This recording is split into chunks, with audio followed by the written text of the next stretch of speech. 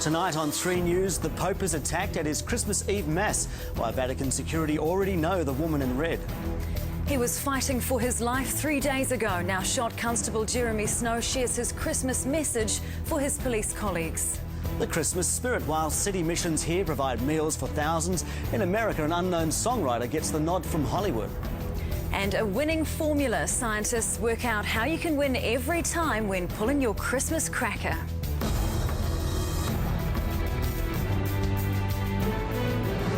This is 3 News with Samantha Hayes and Simon Shepherd.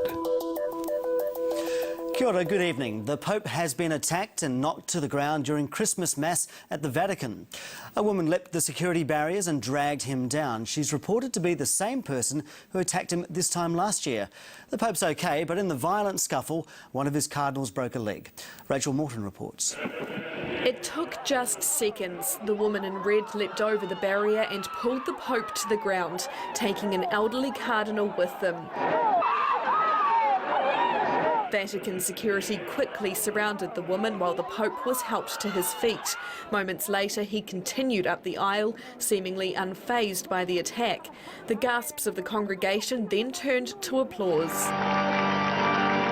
The most astonishing thing is that a Vatican spokesman says it's the same woman who tried the same thing against the Pope last year. She was also wearing red on that occasion, and while she managed to jump the barrier, she was stopped by security before she reached him. The woman's been detained by Vatican security for questioning and has been described as mentally unstable. 87-year-old Cardinal Roger Etchegaray was taken to hospital with a broken leg. This latest incident raises a number of questions. Most crucially, how was this woman allowed back, and is security at St. Peter's Basilica good enough? The problem is it's a pretty narrow aisle, and once somebody gets over the barrier and over the first line of people who's there, they're basically on top of the Pope or on top of the Pope's security. Churchgoers were amazed at how quickly the attack happened. For me, it's shock because within no moment it happened. All of a sudden, this person sort of flew over the barricade, and the Holy Father went down, and all of a sudden all the security people were all on top of it, you know, the whole pile there, getting her off and pulling him back up. The Pope has 4 international trips planned in the coming year and several others within Italy. It's expected security will now be much tighter, although just how vulnerable the Pope is has been known since Pope John Paul II was shot 4 times in St. Peter's Square in 1981. He survived, but safety fears meant contact with crowds was restricted afterwards. It's understood Pope Benedict wasn't hurt, but there will be concerns about how the attack affected him. He's 82 and suffered a mild stroke in 1991, and it's thought he suffered another one just before he was elected Pope. All eyes will now be watching how the Pope copes when he delivers his Christmas message to the world in a few hours. Rachel Morton, 3 News. Jeremy Snow, the police officer who was shot 3 days ago, today told 3 News something he hadn't even shared with his family. It was the image that went through his mind as he realised he'd been hit several times and was bleeding profusely. He spoke to Kate Lynch from his hospital bed and made it clear that once he's well, he will be back on the job. This is not the way Constable Jeremy Snow meant to spend Christmas. But he's lucky to be celebrating Christmas at all, and Mum Colleen couldn't be more thankful.